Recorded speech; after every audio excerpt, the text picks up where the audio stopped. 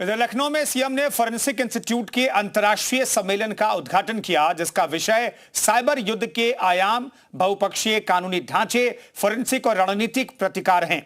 वहीं सीएम ने प्रदेश के सभी 75 जिलों के लिए मोबाइल फॉरेंसिक वैन को हरी झंडी दिखाकर रवाना किया।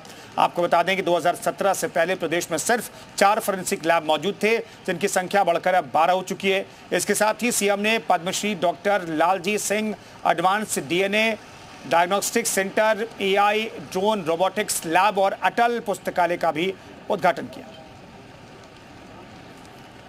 उत्तर प्रदेश की कानून व्यवस्था को और भी ज़्यादा दुरुस्त करने के लिए सीएम योगी आदित्यनाथ ने आज उत्तर प्रदेश के सभी 75 जिलों के लिए फॉरेंसिक मोबाइल वैन का आज हरी झंडी दिखाकर यहां से रवाना किया है।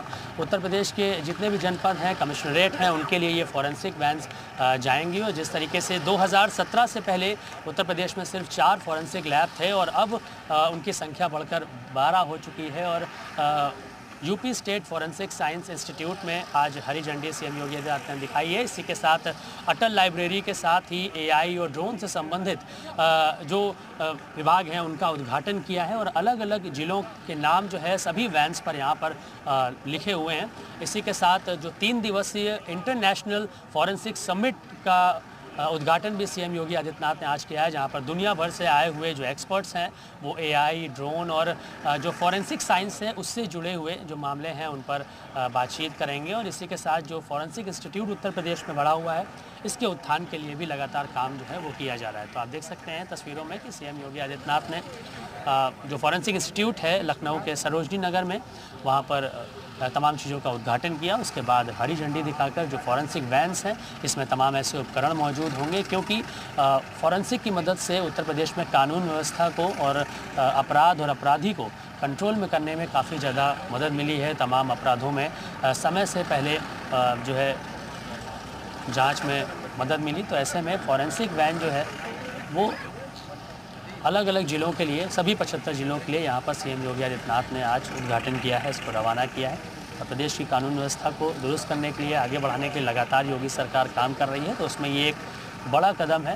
तस्वीरों में आप देख सकते हैं कि जो फॉरेंसिक इंस्टीट्यूट है, यहाँ पर सिर्फ प्रदेश के ही नहीं बल्कि देश के अलग अलग राज्यों से जो स्टूडेंट्स हैं वो यहाँ पर शिक्षा लेने के लिए पहुँच रहे हैं।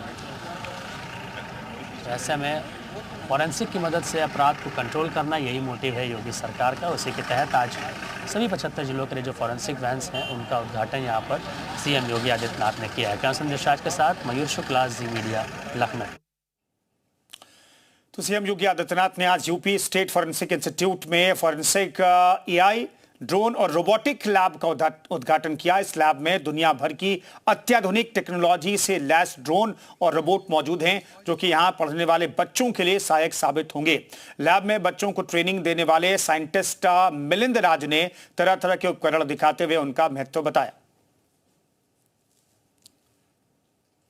सीएम योगी आदित्यनाथ ने आज forensic AI, drone and robotics lab का उद्घाटन किया है। उस लैब में फिलहाल इस वक्त हम मौजूद हैं और देखिए यहाँ पर छोटे से लेकर बड़े हर तरीके के टेक्नोलॉजी से लैस जो ड्रोन है वो यहाँ पर आपको देखने को मिलेंगे। और तरह तरह की जो टेक्नोलॉजी है जो कि उत्तर प्रदेश की कानून व्यवस्था को दुरुस्त करने में कारगर साबित पहले से भी हो रही थी, अब और ज़्यादा कारगर साबित होगी, उसको लेकर यहाँ पर जो तमाम ड्रोन्स हैं, तमाम जो रोबोट्स हैं वो यहाँ पर आपको देखने को मिलेंगे। और जो फॉरेंसिक है, उत्तर प्रदेश का फॉरेंसिक इंस्टीट्यूट, उसको एआई करने का काम किया गया। हमारे साथ मिलिंद राज जी हैं, एक्सपर्ट हैं, और सीएम योगी आदित्यनाथ को इन्होंने ही सारी चीजें दिखाई, समझाई कि क्या कुछ यहाँ पर चल रहा है। सर, बड़ा शानदार हमें देखने को मिल रहा है, एक से बढ़कर एक टेक्नोलॉजी से लैस यहाँ पे ड्रोन है। सीएम साहब यहाँ पे पहुंचे, क्या दिखाया और क्या इससे लाभ होगा? जी, वो बहुत ही खुश हुए।